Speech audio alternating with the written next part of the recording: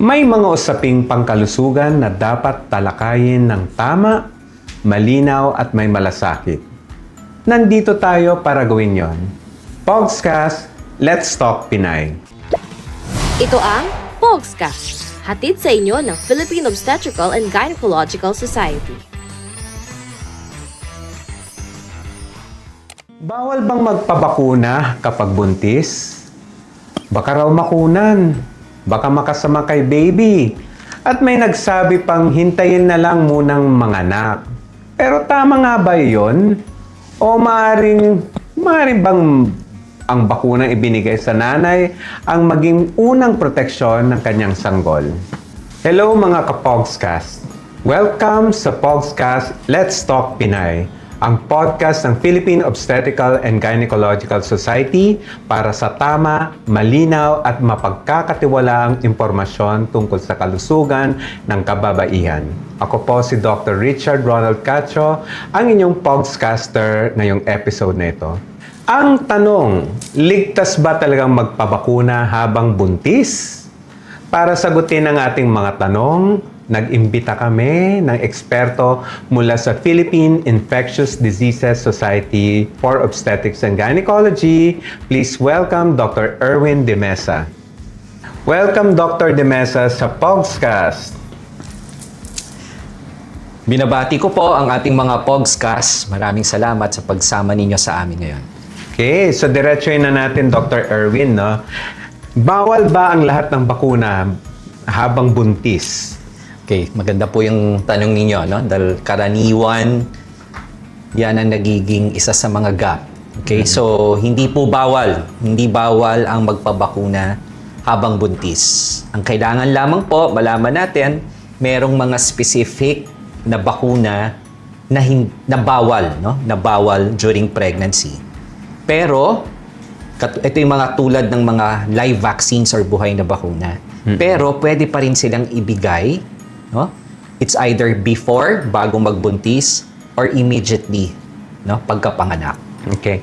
Baliktarin natin yung tanong. May mga required ba, may mga special na bakuna habang tuwing pagbubuntis na hindi na ibibigay kapag hindi buntis? Okay. So, ang bakuna po, unang-una ay para sa lahat, no? Whether babae, lalaki, matanda, bata, buntis or hindi buntis. However, pagka-pregnancy, meron pong tinatawag tayong mga routine vaccines. Okay? Ito ho ay dapat na ipibigay sa isang nagdadalang tao all throughout her pregnancy, no? At sa ngayon, meron tayong at least na-identify na 4 na bakuna na dapat tatanggapin ng isang buntis dahil meron siyang naitatalang benepisyo, no? Ito po ang hindi lamang ang isang babaeng nagbubuntis ang nabibigyan ng proteksyon, kung hindi isang pagkakataon, no, ng ina o ng buntis na maipasa yung proteksyon para sa kanyang magiging anak. Bakit ba mas mahalagang proteksyonan ang buntis laban sa infections? Well, alam po natin na ang isang nagdadalang tao ay may pagbabago, no, sa kanyang katawan, no? At isa dito, pwede nating merong maituturing na humihina ang kanyang katawan, no? Dahil nga sa pagbabago ng kanyang para tanggapin yung pagbubuntis, maaari siyang mas prone or at risk na mag-develop or makakuha ng mga sakit. At kung siya ay magkakasakit, maraming ebidensya na nagsasabi na mas nagiging malubha ang kondisyon kung ikaw ay buntis. So, ang bakuna ba ay protection lang para sa nanay o paano ba napoprotektan din ba yung baby? Opo, no? Yun yung actually yung pinaka-importante, no? Ang tinatawag po natin itong passive immunization, no? Ito po ay isang karakteristik ng isang nagdadalang tao, no? So siya lamang ang may pagkakataon na pag tinanggap ng isang ina o ng isang buntis ang bakuna, nagde-develop ito ng tinatawag na antibody. At yung antibody na yon sa panahon, no? Commonly within 2 weeks. Yun ang common na mga pag-develop ng antibody. Pagkakataon din yun, enough na oras at pagkakataon para mailipat nung nanay yung proteksyon sa bata. Mm-mm. Dahil pag ang sanggol po, ito po ang pinoproteksyonan, meron tayong tinatawag na mga window period. No? Na ang bata, ang sanggol, ang bagong panganak ay hindi pa maaaring makatanggap ng kanyang sariling bakuna. So yung proteksyon ay kukunin niya muna sa kanyang ina. So hindi lang mang pala sa sarili ng nanay ang pinoprotekta. Parang pinapahiram din niya yung antibodies niya sa baby, ganun ba yun? Correct. Opo. Okay. So ayan, nasabi mo kanina na may mga bakuna na beneficial sa mga buntis, di ba? Pag-usapan natin ngayon Yes. yan. Unahin natin ang Tdap. Ano bang Tdap? Okay. Generally speaking po, ang mga bakuna na pinapayagan habang sila ay buntis na ay tinatawag natin na mga inactivated vaccines. no? Anong ibig sabihin ng Ibig inactivated? sabihin, pinahina, no? Pinahina sila. Or hindi sila buhay, no? Inactivated sila. Pipreno ako dyan. Kaya hindi ba magkukos ng sakit ito? Yun kasi ang iniisip ng mga ibang mga tao, di ba? Maglalagay ka ng parte ng virus o kaya, hindi ba magkukos ng sakit ito? Hindi po dapat, no? Dahil ang mga bakuna na to ay dumaan sa masusing pag-aaral, no? Tama kayo. Ang laman ng sangkap ng bakuna ay yung mismong virus o bakterya. Pero inaral po ito, no? Inaral ng mahabang panahon, ginawa yung tamang pagtimpla ng bakuna in such a way na maliit lamang na parte ito, no? Sangkap ng virus o bakterya. Ang purpose lamang niya ay makapag-produce ng antibody o ng protection. Enough lang para makagawa ng protection at hindi para magkaroon ng sakit. Sige, mabalik tayo sa Tdap. Ano bang Tdap? Okay.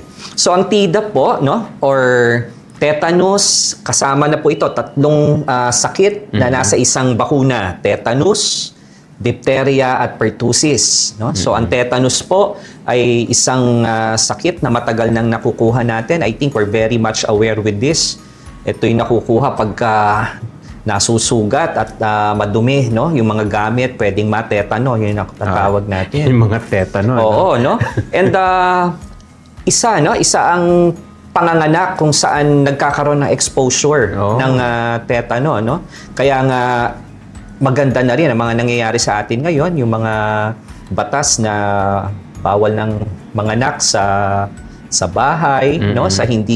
Dapat sa accredited facilities lamang, hospital po or mga birthing centers. Kasi at least sigurado tayo na malinis, na-avoid din natin ang tetano. Okay? But syempre, yun ang kailangan natin na number one na sangkap ng bakuna. Pangalawa, yung diphtheria, no? Isa po itong respiratory condition din, no? Na kung saan namamaga ang lalamunan ng bata. Okay? So, kailangan din makakuha tayo ng protection dyan. No? At yung pangatlo, yung pertussis, no? Kung saan ito ay nagdudulot din. Respiratory condition also kung saan nagde-develop ng malubhang pag-ubo ang mga sanggol. No? Particularly in pertussis, mas common ito sa mga sanggol.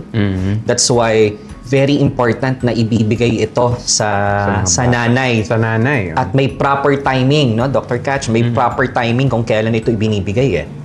So, kailan nga ba ito karaniwang ibinibigay, yung Tdap? Okay. The best time to receive yung Tdap ay sa huling 3 buwan po, no? Specifically between 27 to 36 weeks age of gestation, no? Enough na oras po iyan para pag ibinigay sa isang buntis, no, bago makapanganak, nag-develop na ng antibody. Isang shot lang yan o isang beses lang ba? Well, yung Tdap, isang shot lang yon, no?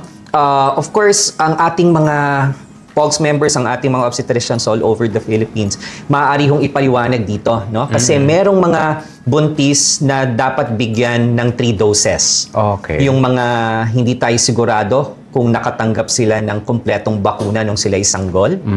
So, pag isang shot kasi, ina-assume natin it's a booster shot lamang. Okay. Pero pagka questionable or hindi tayo sigurado kung naka-receive ang isang buntis ng kanyang sariling bakuna nung siya sanggol, it will be beneficial to receive at least 3 doses. Okay, so 3 doses, 27 to 36 age of gestation, di ba? So, ayan, yan nga ang Tdap. So, punta naman tayo sa flu vaccine, no?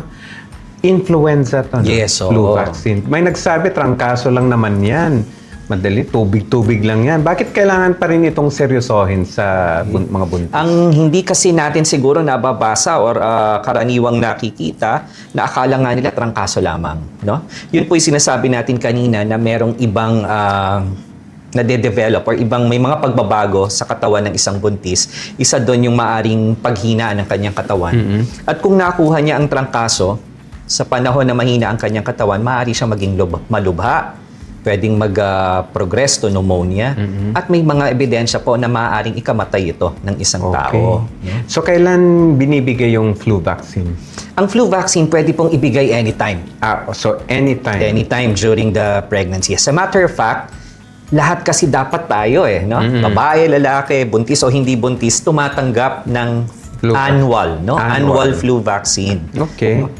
Lalo pa kung yun na nga, kung ikaw ay magbubuntis, the more na kinakailangan natin itong tanggapin sapagkat hindi lamang proproteksyonan yung katawan ng buntis dahil later on,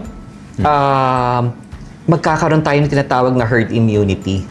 Ibig sabihin, pag nanganak ka at yung baby mo ay hindi pa pwedeng tumanggap ng kanyang flu vaccine, kung ang nanay ay hindi magkakaroon ng trangkaso, yung kanyang anak na lagi niyang katabi, karga-karga, ay magkakaroon din ng proteksyon. Okay.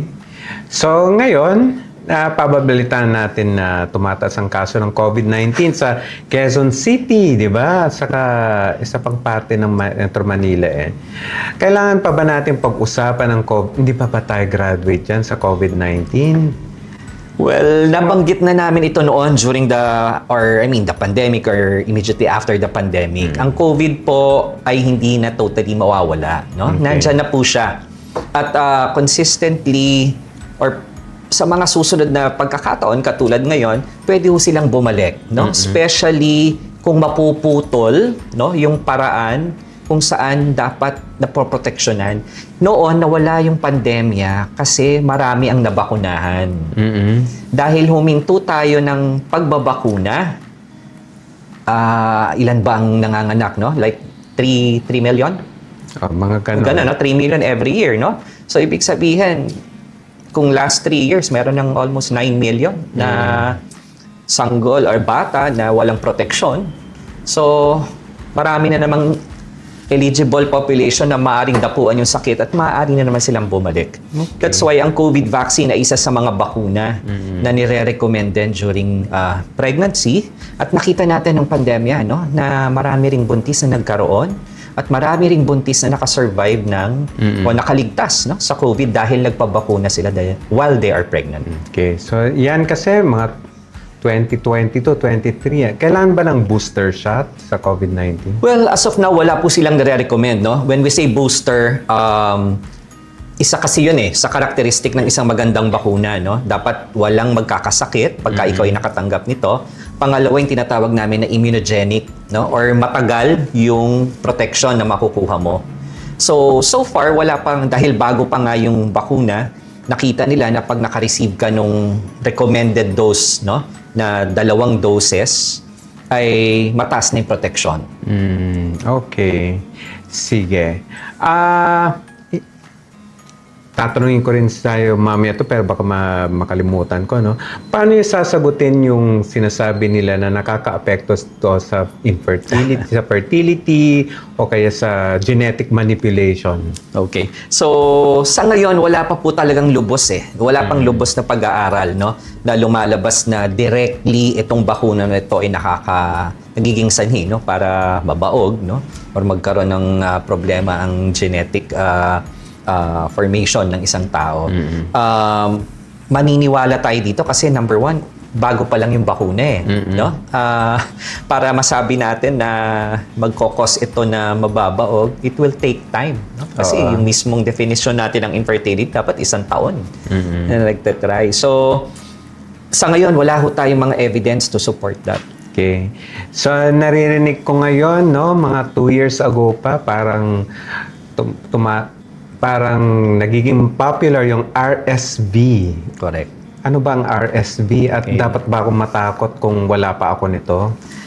Well, ang lumalabas ngayon, no, sa mga pag-aaral, and this is globally, no, ang isa sa mga most common na sakit ng bata ay yung tinatawag nating RSV or Respiratory Syncytial Virus, no?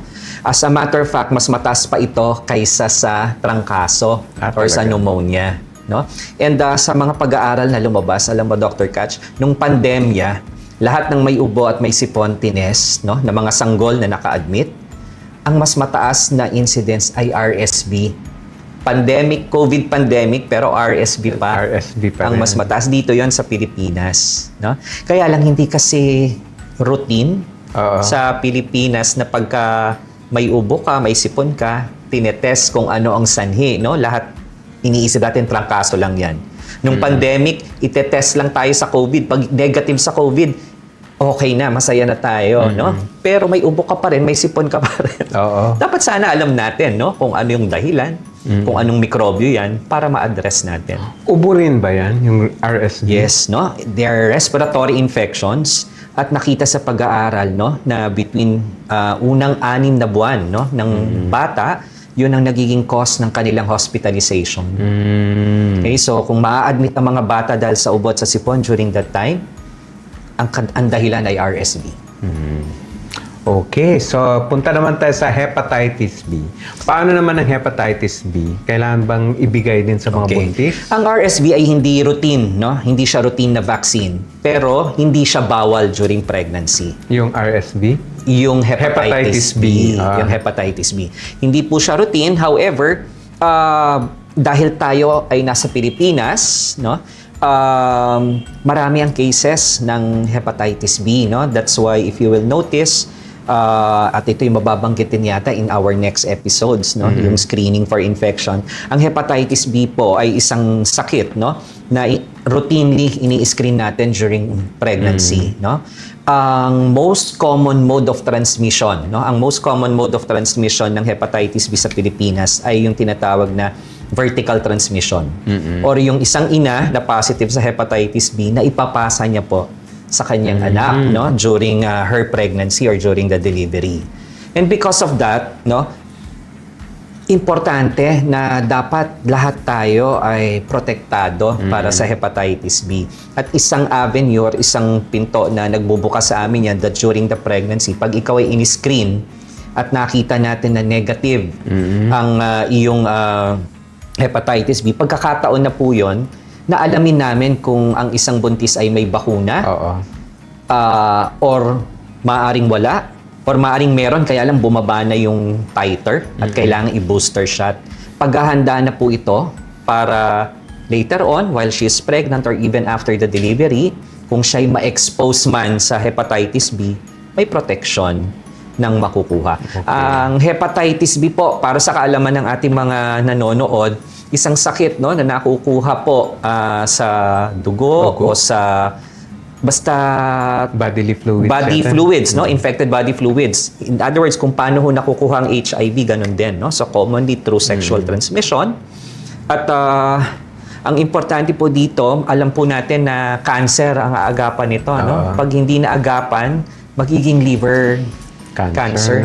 no? Okay.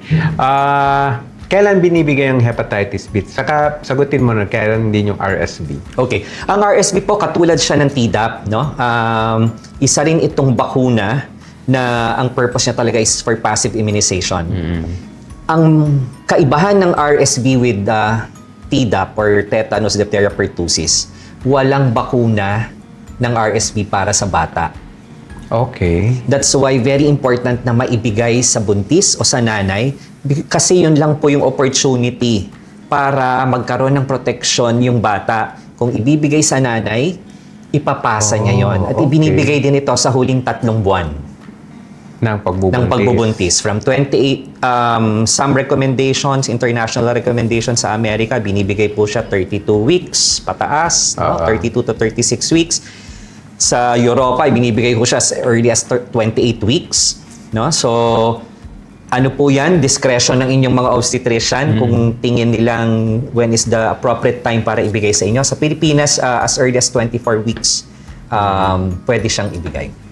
So ano pa kaya ang mga bakuna na pwedeng ibigay during Okay. Kasi na-discuss na natin ang influenza, ano pa ba yung Yung una? tetanus diphtheria, pertussis, Tdap, influenza, COVID, at RSV saka hepatitis B. Maliban doon. Of course, kung may hepatitis B po, meron ng hepatitis A, no? Kung ang inyong lifestyle ay mahilig kayong nakukuha ho ito sa maruming pagkain, ano? Kung may practice pa sila na ganon, it's important na magkaroon ng protection para dito, no? At tumanggap din po ng bakuna while you're pregnant.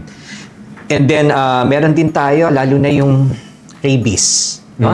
Marami pong mga buntis, hindi ko alam kung kailan buntis, doon sila favorite kagatin, no, ng aso o ng pusa, no? So hindi po bawal ang rabies vaccine during pregnancy. Although hindi ho natin siya routinely binibigay. So balik kung kayo ay nakagat ng time na kayo ay pregnant, pwede ho kayong bigyan. Mas beneficial na tanggapin yung bakuna kesa hindi ho kayo makatanggap at magkaroon ng mga komplikasyon. Okay. Meron din yung pneumonia vaccines, no? So pwedeng pneumonia. Yes, so kasi merong mga high-risk pregnancies, no? Katulad nung malala ang hika, no? Or may respiratory condition ng nanay, malubha, at na foresee ng obstetrician na maaring magkaroon ng mga multiple respiratory attacks during the pregnancy, mas mainam po na ma-update yung kanilang pneumonia vaccines. Okay. Ang meningococcal, mga ganun. Well, hindi pa po. Wala pa po tayong lubos na pag-aaral dahil hindi pa rin ganun ka-common, no? But of course, it's being discussed, no, as case to case. Sige. Kung may mga kailangang ibigay during pregnancy, may mga bawal din, no? Yes, Yung mga hindi pwedeng ibigay during pregnancy. Ano yung mga Ang bakuna? tawag po natin dito, again, yung mga live vaccines, no, or buhay na bakuna. I think ang mga mothers po, familiar kayo doon sa MMR, no? At saka yung varicella or bulutong. Ang MMR, ibig sabihin measles or tigdas, mumps or beke, at saka yung tinatawag po natin na rubella, no? Or rubella or measles, yung Tigdas? or German measles, no? Yung rubella, no? Ito pong mga sakit na to ay respiratory conditions also. Nakukuha lamang pag may uubo, may babahing, at respiratory droplets. Pag inyong nalanghap, maaari kayo makakuha. At marami tayong pasyente, no? Especially in our setting, crowded sa Pilipinas, no? Madaling makakuha ng ganitong sakit. Kaya lang, pag ang isang babae ay nagbuntis na, hindi na ho siya maaaring tumanggap, no, ng bakunang MMR or varicella. Kasama ang varicella dahil ito yung mga buhay na bakuna. Merong lubos sa pag-aaral, no, may theoretical reasons, ibig sabihin nakikita ho na maaaring may panganib na maibdala sa pagbubuntis. Kanina na-mention ko, bawal siya while you are pregnant. Okay? Pero ang mainam sana, kung mainam sana ang magkapareha o ang couple, naplaplano ang pagbubuntis. That's why, kung nagplaplano sanang magbuntis, bago pa magbuntis, dapat humihingi na ho sila ng gabay sa kanilang mga obstetrician. Inaalam kung ang isang babae ay nagkaroon na ng bulutong or tigdas, sapagkat kung hindi pa, mas mainam na tumanggap na ng bakuna bago pa magbuntis. Okay. At least 4 weeks bago magbuntis, pagkabigay sa kanya ng bakuna. Okay. And yung isa, yung best time, immediately. Pagkapanganak po, ibigay na po itong mga live vaccines. Okay. Hindi lang para sa sarili nila ang protection, this time, mapoproteksyonan din yung kanilang sanggol. Ang HPV, pwede maibigay yan? Okay. Ang HPV po, para ito sa cancer, no? Walang lubos sa pag-aaral tungkol sa pregnancy. Okay? Na pwede siyang ibigay during pregnancy. That's why, kung sakaling tumatanggap ang isang babae ng HPV vaccine, the moment na siya'y magbuntis, inihihinto lamang po yung mga succeeding doses. Inihinto lang. Okay? So, paano naman kung nabakunahan tapos nalaman buntis pala? Okay. Magiging... paano yun? Well, ito po ay mga nakikitang maaaring mga complications, no, or theoretical nababasa sa libro na maaaring komplikasyon pag kayo'y nabigyan ng mga bawal na bakuna. Hindi ko kinakailangang magpanik. Okay? Hindi ko kinakailangang magpanik. kumonsulta lamang po sa kanilang mga doktor para mabigyan ng tamang advice. Okay? Kino-consider po natin, no, kung ano yung edad, no, ng pregnancy na natanggap naman itong mga bakuna na ito, Oo. no, para maipaliwanag, no. So hindi ho ninyo kinakailangan magpanik, yun ang number one. Humingi ng tamang gabay at informasyon sa inyong mga doktor. Bilang espesyalista sa ganitong larangan, masasabi mo ba na safe ang mga bakuna? Opo, no? Kung ating inaral po, number one, inaral ang mga bakuna na ito. That's the reason why yung iba nga po, medyo may kamahalan pa, no? Oo. Dahil patuloy na inaaral ito, no? Tinitignan yung mga nabigyan ng bakuna, ano ba yung mga naging epekto, Yeah. no? That's why kaya meron patuloy na pagsusuri dito. So they are proven to be safe, no? Kaya nga ho, binibigyan namin kayo ng ganitong impormasyon, ng gabay para alam po ninyo, no, na kung ano yung dapat tinatanggap ninyo habang kayo'y nagpubuntis. Okay. At so, ano nga ba ang mga karaniwang side effects ng bakuna? Okay. So, commonly, ang mga side effects po, no, doon sa mga natatanggap ninyong bakuna, dahil commonly, binibigay po ito, no, sa pamamagitan ng turok, no, or injection sa inyong mga braso. No? So, ang mga side effects po, yung usual side effects din na maaari nating makita sa mga gamot na iniinom natin o may pagkain kayong nakain. Ano? So, maaari pong magkaroon ng local, no, site injection pain or kaunting pamamaga no, sa inyong braso na dapat mawawala rin, commonly mawawala. No? So, yung iba ho, maaaring magkaroon ng mababang lagnat, no, pero hindi tatagal ng isang araw or mahigit pa doon. No? So, yung iba po, may kaunting pagsakit ng ulo, no? Pero hindi nga po dapat malala ang common makukita. Pero hindi mo rin maaalis na may mga mas grabing reaction din. Anong gagawin ng isang pasyente kung ganun? Okay. So, ang pinaka-indikasyon para hindi ho tumanggap ng bakuna ay meron kang allergy doon sa bakuna na yon, no? That's why pagka ho kayo ay tatanggap ng bakuna, ang una hong ina-advise sa inyo ng inyong doktor ay magpapahinga lang po muna, no? Hindi, pag kayo naka-receive at least 15 to 30 minutes, obserbahan kayo sa kanilang clinic. Okay? So, pagka nahihirapan ng huminga, sobrang sumakit ng nahilo o hinimatay, no? Namula, no? O namagana yung inyong mukha o katawan, no? Namumula dahil sa allergy, then immediately, you need to go sa emergency room. No?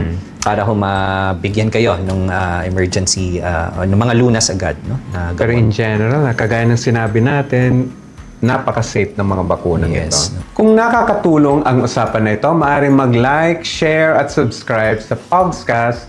Baka ito na ang impormasyong kailangan ninyo o ng taong mahal nyo. Okay, so ang dami natin na pag-usapan tungkol sa mga bakuna, habang nagbubuntis, di ba? So ngayon, gawan natin ng parang emphasis para sa mga manonood natin, parang game show to. True or false, no? So sasagot ka ng true or false, Dr. Erwin, ha? Kapag buntis, bawal ang lahat ng bakuna? Mali. Mali. Kapag healthy ang buntis, hindi na kailangan ng bakuna? Mali din po. Pwedeng magka-flu dahil sa injectable flu vaccine. Mali rin po iyon. Kasi inactivated, di ba? Opo. Kapag nabakunahan ng nanay, hindi na kailangan ng bakuna ng baby. Hindi po, no? Ang pagbigay ng bakuna sa nanay ay paunang proteksyon lamang para sa Okay. bata. Hindi pwedeng magpabakuna habang, hindi natin napag-usapan, hindi pwedeng magpabakuna habang breastfeeding. Hindi pa, marami pong, pwede pong magpabakuna, no? Pwede, di ba? Pwedeng tumanggap ng bakuna kahit kayo ay magbe-breastfeed. Okay? Pero marami ring bakuna na compatible sa breastfeeding na meron ding mga reserve, no? May ganun ba? Well, actually, ang purpose naman, no, pagka natanggap yung bakuna, no, at papasok siya sa breast milk, mas nakakatulong para makuha rin ng bata yung protection, no? Okay. Kapag nilagnat, pagkatapos ng bakuna, allergy na kaagad. Hindi po, no? Obserbahan lamang. Sabi ko nga, maaaring mag-develop ang isang tatanggap pero hindi dapat malala. Okay. Mas mabuting mahawa naturally yan para magkaroon ng immunity. Opo. Hindi po, ano yon, hindi ho maganda yon, no? Mas mainam pa rin ho na makakuha tayo ng proteksyon galing sa tinatawag natin ng mga bakuna, no?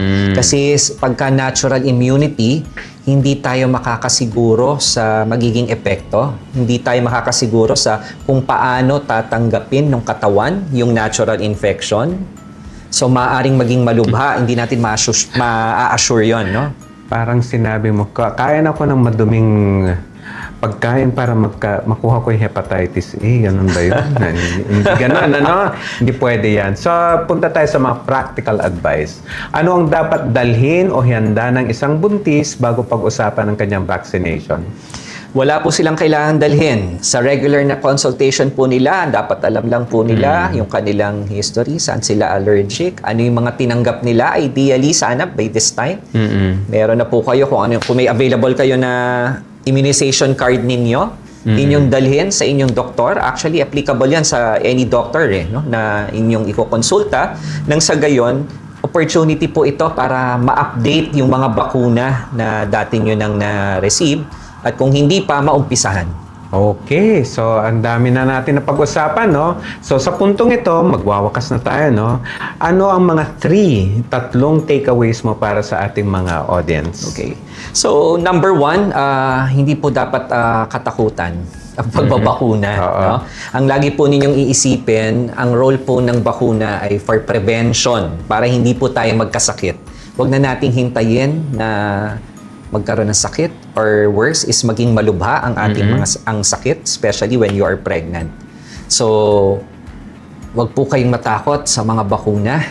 No? So, number 2, let's take advantage, no? Yung protection na makukuha sa bakuna. Pagka ibinigay sa nanay, no? Yung, as I've said, yung unique characteristic ng isang buntis. Again, ito lagi ko pinagmamalaki na yung mga buntis lamang ang makakapagpasa ng protection, no? At ito po ang protection na makukuha ninyo hindi ho pansarili lamang, no? Kung hindi ipapasa ninyo sa inyong magiging anak. Okay? At ang huli, pinopromote din po natin ang bakuna hindi lamang para sa mga buntis. As a matter of fact, it's an opportunity for us to expand immunization. Hindi lamang po yung buntis, lahat sana, ang asawa, ang mga magiging kasama sa bahay na mag-aalaga sa bata, dapat po sila lahat ay mag-a-update ng inyong bakuna. Okay. No? Nang sa gayon, mas nakukuha ho natin yung full potential or benefits, no, ng prevention. Mas lesser ang gastos, mas nagkakaroon tayo, mapopromote natin ang happy family after a delivery. So, napakalinaw ng ating mensahe ngayong episode na to, no? Ang pagbubuntis ay hindi automatic na dahilan para iwasan ang lahat ng bakuna. Tama, Dr. Erwin? Tama po yun. Sa tamang pasyente, tamang bakuna at tamang panahon, ang maternal vaccination ay maaaring maging mahalagang proteksyon para sa nanay at sa kanyang sanggol. Kagaya ng sinabi mo, huwag basta magpabakuna ng walang payo, sumangguni sa inyong mga doktor. Pero huwag din basta tumanggi dahil lamang sa takot o sabi-sabi. Sa inyong susunod na prenatal visit, itanong, Doc, kumpleto po ba ang mga bakunang kailangan ko? Okay, so maraming salamat Dr. Erwin De Mesa, no? Sa napakalinaw at napakahalagang talakayan. Ako po si Dr. Richard Ronald Cacho. Tandaan, ang tamang impormasyon ay protection din. Sa bawat yugto ng buhay ng isang babae, may kwento at may tamang kaalaman na dapat pakinggan at maunawaan. Pogscast, let's talk Pinay!